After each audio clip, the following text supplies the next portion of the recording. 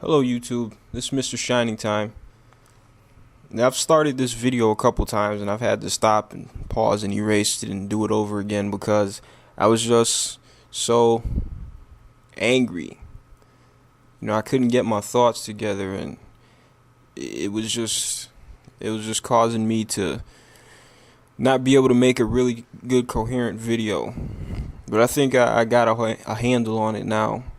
But I just had to vent. And I had to rant. And this is what this video is. This is a rant video.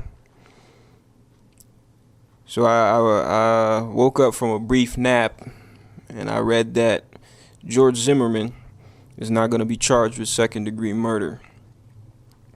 I've avoided talking about this Trayvon Martin thing just because of how charged a situation it is. I've avoided talking about it on my Facebook and with people I know at school because it's such a racially charged incident.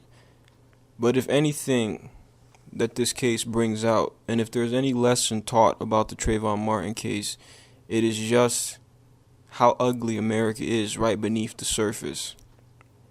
It highlights all the problems that we have in this sick fucking society. President Bush once said in an interview that Washington is an ugly place and full of ugly people. I can't remember what interview it was, but he did it a few months before he was leaving the White House, and they were walking around, I think it was maybe on his ranch or something, and the reporters were talking to him about the politics of Washington and what he thought about the whole atmosphere in Washington, being president as he was on his way out. And that's what he said. He said Washington is an ugly place and it's full of ugly people. And you can extrapolate that to the United States. The United States is an ugly place. A very, very ugly place, and it's full of ugly people. And it has an ugly history. This whole Trayvon Martin situation highlights that more than anything, about how ugly this country is and how hollow the words greatest nation on earth really sound, and how laughable that becomes when you think about the history of this nation and when you think about the ongoing patterns of behavior of the people in this country. From the very get-go, this whole Trayvon Martin situation, people's true colors started to come out. They tell you, don't talk about race. Don't make it about race. But then the only thing that comes out of their mouths is how Trayvon Martin was a thug. How he was a black gangster. He was a thug culture. They use the code word thug. But we all know what they really want to say. And then the media, the mainstream media, which goes to show you how much you cannot trust those fucking snakes, because they are a profit-driven industry. They're a profit-driven business. From the very beginning, the liberal media portrayed it as a great tragedy, a great injustice. And Fox News and their affiliates took the other stance, that Zimmerman was only protecting himself, and that this whole thing is being blown out of proportion and he should be free. And the media pretty much edited the phone conversations with 911 or police or whatever. They put out years old photographs of Trayvon Martin to garner sympathy. Fox News played the whole racial angle. And all the while, people seem to ignore the fact that a 17-year-old kid was killed. He was shot and killed by someone who was instructed not to engage this boy. By someone who was instructed to wait for the police to arrive. The simple fact is that this boy's death was avoidable. It didn't have to happen had George Zimmerman followed instructions and simply left him alone and waited for police to arrive. But did George Zimmerman do that? Nope. And it is simply outrageous to think that the police department showed up, saw this kid dead on the sidewalk with no weapon, nothing on him, and the police department decided not to charge the man who killed him with anything whatsoever. Unbelievable.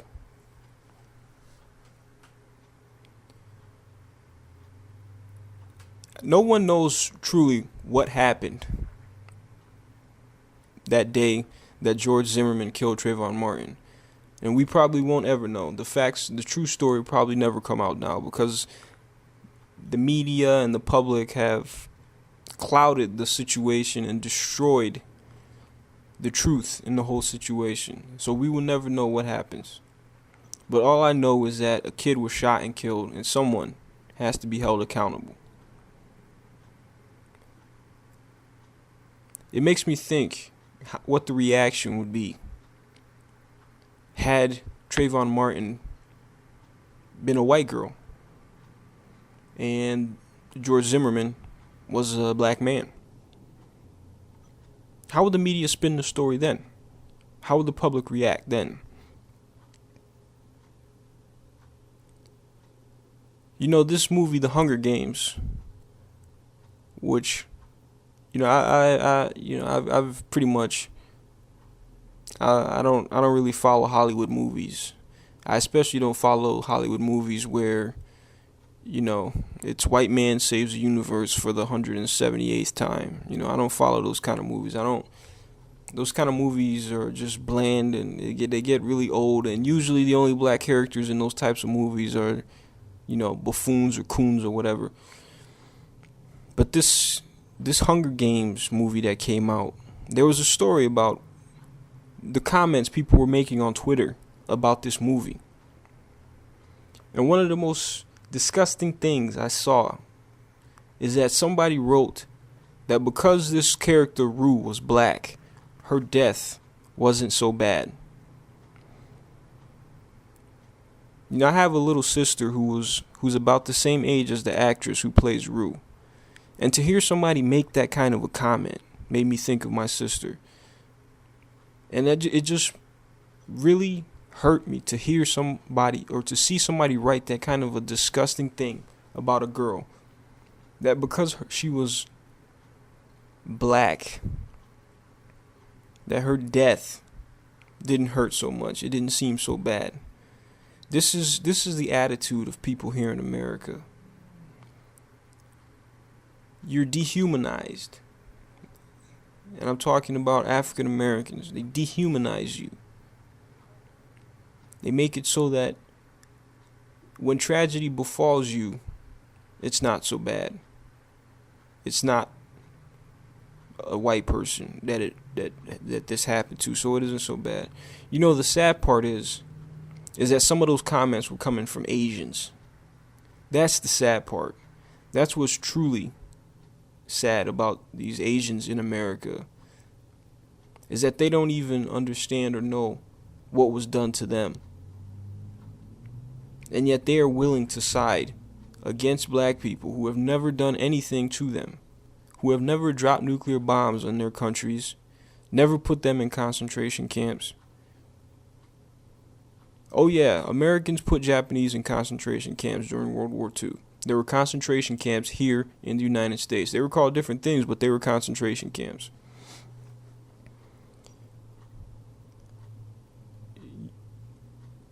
You know, black people fought and gave their lives and sacrificed so that everyone could have the right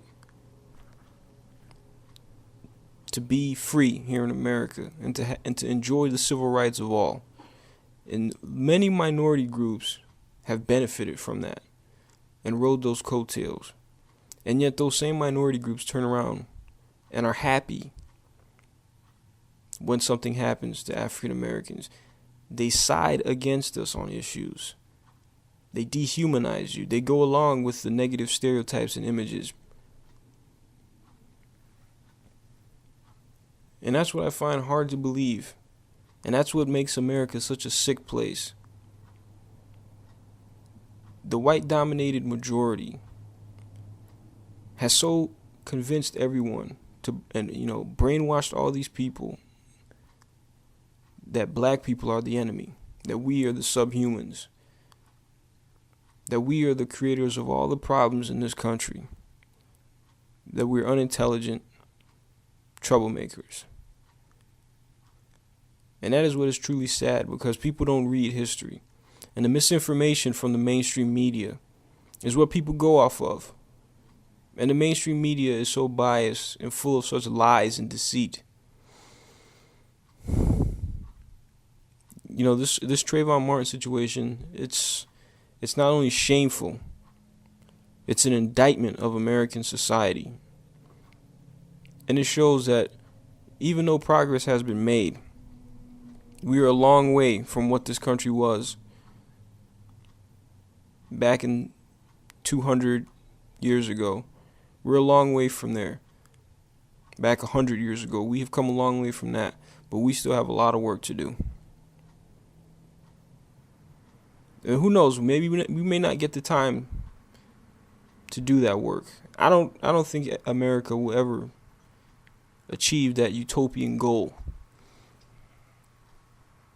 whatever that may be, because this country is just sick. It's just too sick, and it's full of too many sick people in the head. Too many people who are raised on hate, who are raised on dehumanizing their fellow man, looking upon their fellow man as less than human.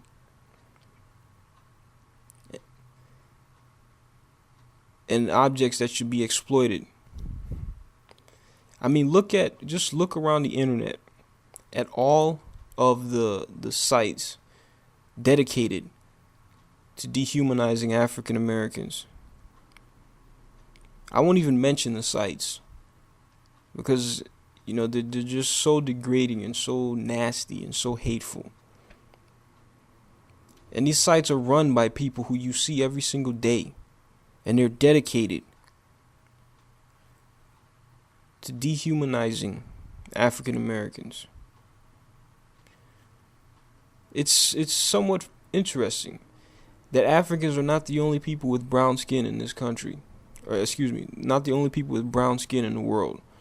Brown skin is something that is in many parts, that people have in many parts of the world. Australian Aborigines, the indigenous peoples of South America and Mexico. These people were brown skinned before the Spanish arrived and started lightening the population. In fact, the majority of the world's population, well, I won't say majority, but a lot of people in this world have some sort of dark pigmented skin. And yet, America has got you convinced that you were somehow sick, that you were somehow subhuman because of your skin color, when there are so many people in the world who come from different regions who are just as brown as you are. And yet, they've convinced you that, and they've convinced the other people in this world, in this country, that you are worth less than they are. I didn't really intend for this video to be this long, but I just wanted to rant. I'll cut it off here because YouTube has a 15-minute limit. It's probably the longest video I've made. It's just a sad and disgusting day. That's all I gotta say. Thanks for listening.